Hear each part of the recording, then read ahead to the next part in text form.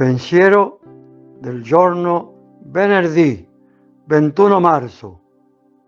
Ricominciare. Ricominciare. Questo è il motto che dovrebbe dominare la mia giornata. Ricominciare.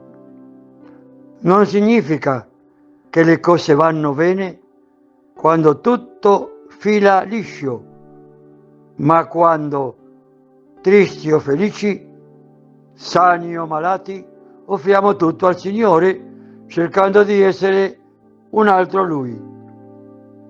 La frase paolina: dico solo questo dimenticando la strada percorsa, vado avanti e corro verso la meta. È meravigliosa. Ogni parola va assaporata profondamente.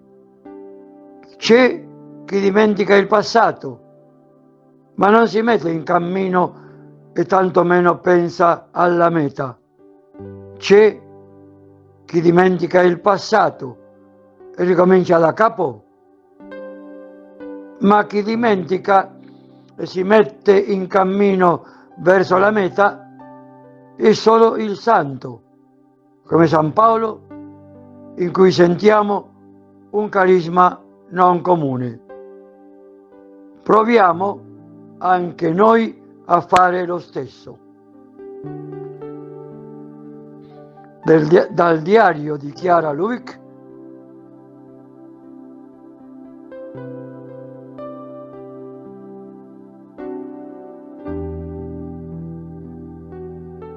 Parola di vita, marzo 2025. Perché guardi la pagliuzza che è nell'occhio del tuo fratello e non ti accorgi della trave che è nel tuo occhio. Luca 6,41.